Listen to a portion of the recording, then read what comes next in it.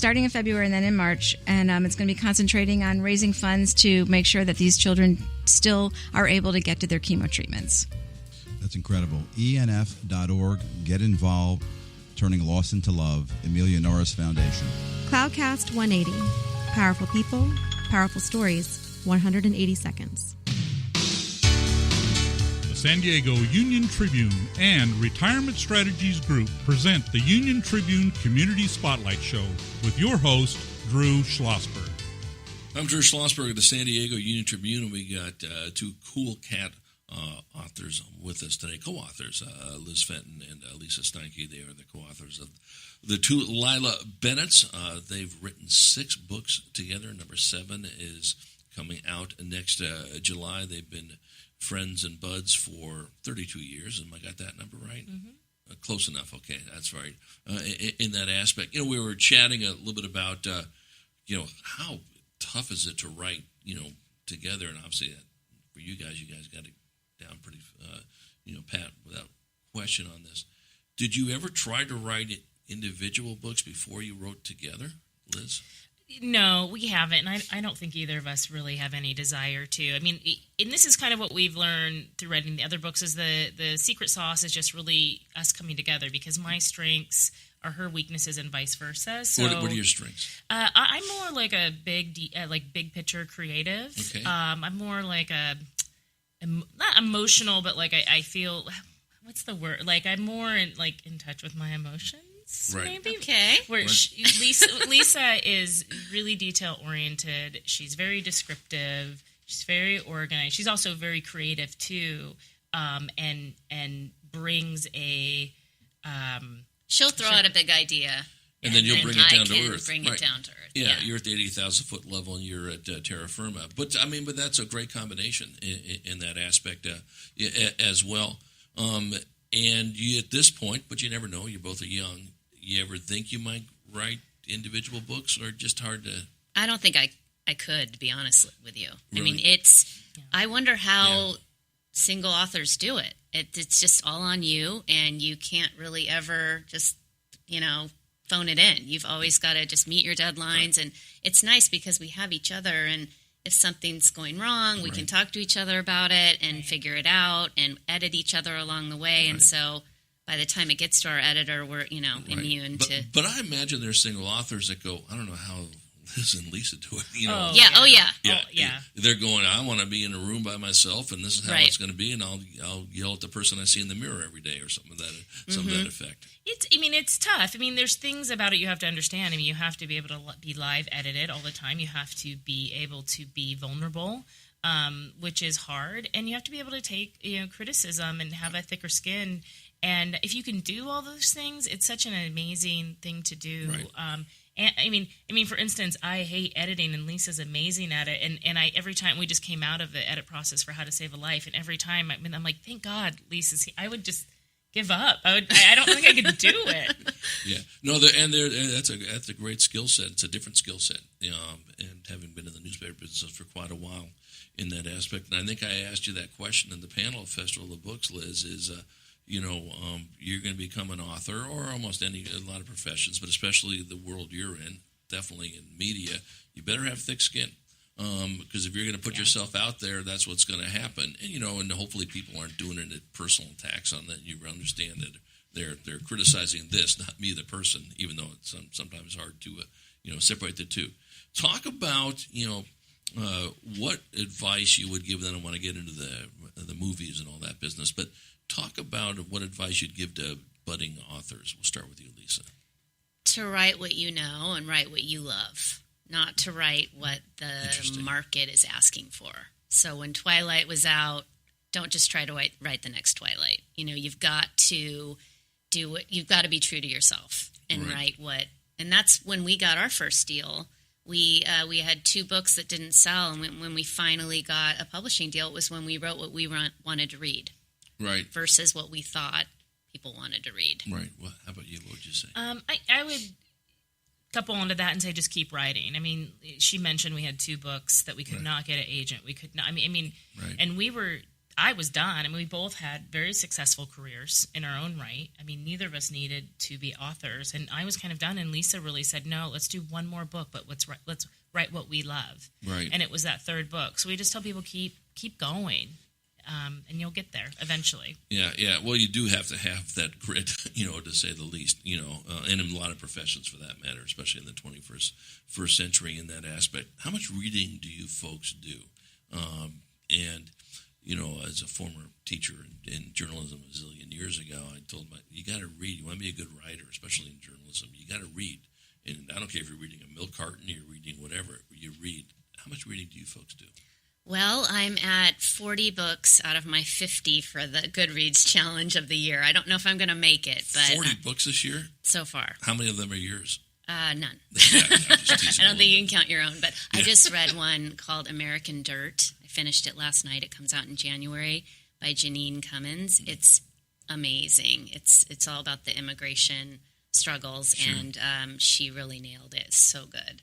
Right. Awesome. And I'm also at 40. I mean, we try to read a lot. We also do a book club monthly segment at Fox 5 San Diego every month. So we're constantly reading to try to find the best books to present there, but also we just love to read, and it's so inspiring to read a great book. Right. So do you folks have a certain style that if someone sat there and understood books and they were good book reviewers, they'd go, oh, yeah, that's a Fenton and Steinke book, or not necessarily? We switch genres. I mean, we've done, contemporary fiction, and the last 3 have been thrillers, and the one coming out this summer is contemporary fiction, but I do think they all have a common thread. I'm not sure I could describe. People have always said, that's a Liz and Lisa book, and I don't even know. Yeah, I don't even know how you would plot exactly driven. Just plot driven, high concept plots. Because with Grisham, when he was doing his early stuff, Time to Kill and Pelican Brief and all that business, which I loved, that's a Grisham, and then he morphed into some other things, and that aspect of it. We were talking at break a little bit from our colleague Charles Parisi, the founder and CEO of Cloudcast Media.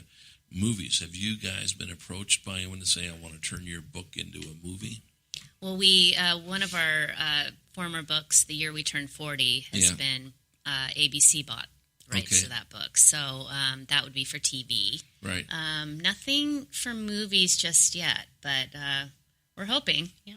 Right. So does your agent pitch that, or how does that work? So you have a literary agent, but you have a film agent that specializes in adaptations of books to TV or movie. So you have 2 separate agents that they take your book out on submission, and it can just come out of the blue. I mean, we got an offer on this book to go to development, and it came out 3 years ago, and they just happen to be looking for that particular type of concept. Well, a friend of mine reads for Spielberg. That's all she does, and so she reads Book Scout. Yeah, and she reads the books and then makes a recommendation, and here you go, and all that business, and it's a pretty cool job, I guess. I mean, in that aspect of it. So, do you work with book scouts as well? The film agents work with the Book Scout, and actually the Book Scout is who found, that's how our deal ended up coming. They said, we want a book about women turning 40 with, deep character development, and they called the Book Scout for their production company, and she called me back an hour later and said, I have the book for you. And it was our book. Gotcha.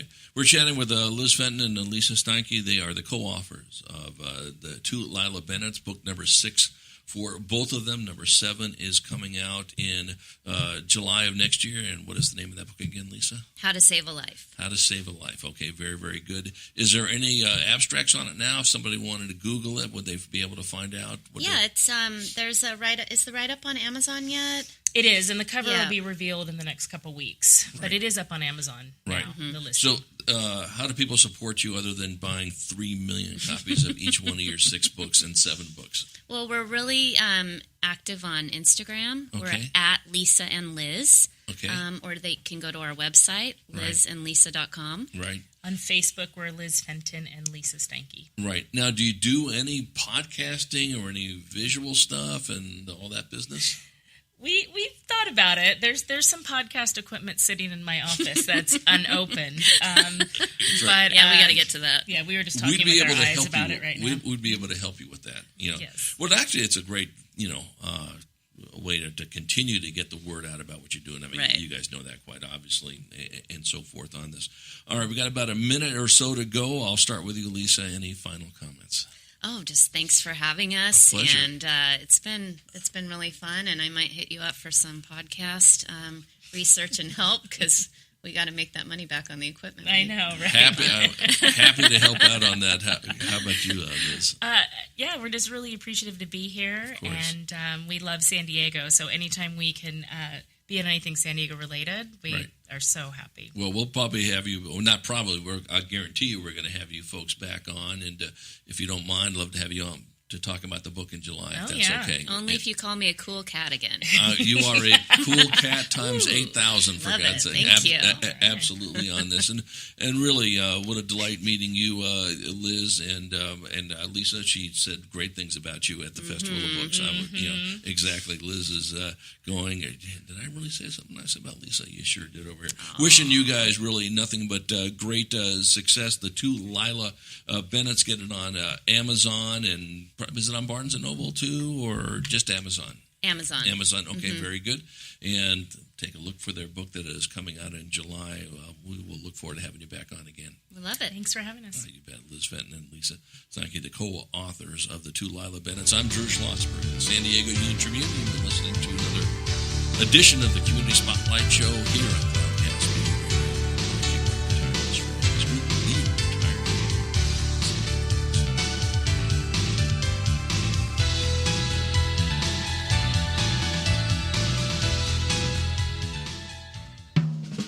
Thank you for listening to a podcast from Cloudcast Media, the digital media home for leading local brands. When it comes to amplifying your brand, a Cloudcast-sponsored show offers unbeatable value. Learn more at cloudcast.us. Cloudcast 180. Powerful people, powerful stories, 180 seconds. Welcome to Cloudcast 180, the 3-minute lightning round with changemakers here in San Diego. We're here with Ed Heiner, 20-year Navy SEAL, best-selling author, and education entrepreneur. Ed, welcome to the Cloudcast 180. Thanks for having me. Your book was called First Fast Fearless, so let's hit this fast and fearlessly. Real quick, you created a program to help change lives of high school students around the country. It's called SEALpreneurship. Tell our audience what it's all about. Well, it's about leading yourself. Getting a PhD in me, I teach kids how to take care of themselves and lead themselves first, and how to be their own entrepreneur, intrapreneur, if you will. Is it something you think public education is lacking, this concept of self-leadership? Absolutely. It's a mindset that kids don't get. My son doesn't get it in his school. The kids don't get it. It's something that, we're educating them, but to be mentally tough and be able to take charge of themselves and accountable for themselves is very unique. Okay. I've seen an overview of your curriculum, 23 evolutions, and you have a 23-minute podcast series. So what's up with 23? Chromosomes, right? It's all in all of us. We're all the same. 99.9% of everybody in this world is the same. And we use those chromosomes, 23 pairs, which was one of the concepts we teach as swim buddies, never be alone. Mm-hmm. Always work with someone else, collaborate, and be out there. Bro, that's a lesson for life for sure. Ed, you were in charge of basic and advanced training for the U.S. Navy SEALs, and I mentioned you're a 20-year SEAL. Tell our audience the greatest lesson from the SEALs that have changed you forever. Probably in the back of a helicopter one night in Iraq before I was getting ready to fly into an Al-Qaeda target, it dawned on me that when a pilot said, you have this many souls on board, it dawned on me that the opposite of fear is love. It's not else. I don't fight for what I hate in front of me. I fight for what's beside me, behind me, that I love. Wow, it's a powerful concept. Wow. You've talked a lot about the blue-collar scholar as a concept. Fascinating. Tell our audience, what is the blue-collar scholar as it relates to your SEALpreneurship program? It's a mental concept where people take control. Don't outsource their life. Look, we're going to have people that are in white coats, suits and ties, doctors, PhDs. That's fine. Listen to that and learn your information from them. But eventually, you got to be that mechanic in your own life. You got to turn the wrench. This is happening. So basically, take control of your own life. Use what you can use from other people. Discard it. What you can't, and make that your own. Leadership is something that you do. It's you do with people, not to them. And one of the best forms of leadership I learned in the back of that helicopter is called MOM. Ed, Focus thanks. on mission, others, me. Mission, others, me. Ed, thank you for being here. This has been the Cloudcast 180. We hit it fast and fearlessly. We're out. Cloudcast 180. Powerful people, powerful stories, 180 seconds.